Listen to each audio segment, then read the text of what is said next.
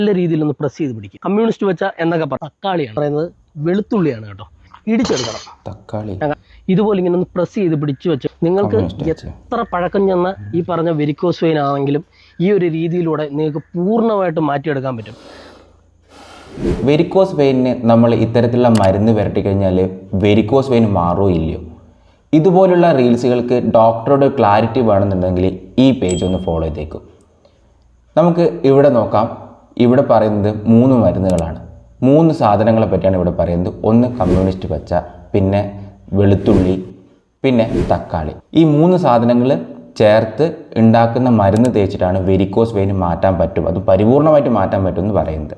ഇത് ശരിയായിട്ടുള്ള കാര്യമാണോ? ഇതിൻ്റെ അകത്ത് ഉപയോഗിക്കുന്ന മരുന്നുകളെ പറ്റി ആദ്യം നമുക്ക് ഡീകോഡ് ചെയ്ത് നോക്കാം. ഒന്നാമത്തെ സാധനം കമ്മ്യൂണിസ്റ്റ് പച്ചയാണ്. ഈ കമ്മ്യൂണിസ്റ്റ് പച്ചയ്ക്ക് ആൻറ്റി അൾസർ അല്ലെങ്കിൽ ആൻറ്റി ഹീലിംഗ് പ്രോപ്പർട്ടി ഉണ്ട്. ഇതിൻ്റെ അകത്ത് ഫ്ലാവിനോയിഡ്സിനും ടാനിൻസ് എന്ന് പറയുന്ന കണ്ടന്റ് ഉള്ളതുകൊണ്ട് തന്നെ ഇത് അൾസർ അല്ലെങ്കിൽ വുണ്ടിനെ ഹീൽ ചെയ്യാൻ ഹെൽപ്പ് ചെയ്യുന്നുണ്ട്. അല്ലാതെ വെരിക്കോസ് വെയിറ്റ് ഹീൽ ചെയ്യാനുള്ള കഴിവില്ല. പിന്നെ ഇതിൽ ചേർക്കുന്ന പറയുന്നത് വെളുത്തുള്ളിയാണ്. ഇത് ആലിസിൻ എന്ന് പറയുന്ന കണ്ടന്റിൻ്റെ അകത്തുണ്ട്. അത് ചില സമയത്ത് ഇൻഫ്ലമേഷനെ കുറക്കാൻ ഹെൽപ്പ് ചെയ്യും. പിന്നെ അതിൽ ഉപയോഗിക്കുന്നത് തക്കാളിയാണ്. തക്കാളിക്ക് പ്രത്യേകിച്ച് ഇങ്ങനെ വേദന കുറക്കാനുള്ള ഒരു കഴിവുകളൊന്നും പ്രത്യേകിച്ച് തക്കാളിക്കില്ല. ഇത് നമ്മൾ വെരിക്കോസ് വെയിനുള്ള കണ്ടീഷനിൽ പുരട്ടിക്കഴിഞ്ഞാൽ എങ്ങനെ വെരിക്കോസിറ്റി കുറയുക? വെരിക്കോസ് വെയിൻ എന്തുകൊണ്ട് വരുന്നതെന്ന് ആദ്യം നമ്മൾ അറിയണം.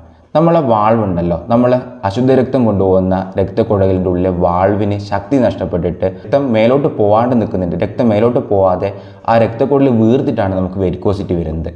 ഇങ്ങനെ വെരിക്കോസിറ്റി വരുമ്പോൾ ആ വാൾവിന് ശക്തിയില്ലാത്ത കാരണം രക്തം മേലോട്ട് പോകാണ്ട് അവിടെ കുടുങ്ങി നിന്ന് രക്തക്കുഴൽ ചുരുണ്ട അവസ്ഥയിൽ നമ്മൾ ഇത്തരത്തിൽ മരുന്ന് പുരട്ടി കഴിഞ്ഞാൽ എങ്ങനെയാണ് വെരിക്കോസിറ്റി പോവുക? അതൊരു കോമൺ സെൻസ് അല്ലേ? ഈ സമയത്ത് നമ്മൾ ഇത്തരത്തിലുള്ള മരുന്ന് പുരട്ടി കഴിഞ്ഞാൽ, ഇത്തരത്തിലുള്ള സാധനങ്ങൾ ഉണ്ടാക്കി പുരട്ടി കഴിഞ്ഞാൽ ആ അടിഞ്ഞുകൂടിയിട്ടുള്ള രക്തം ആവിയായിട്ട് പോകും.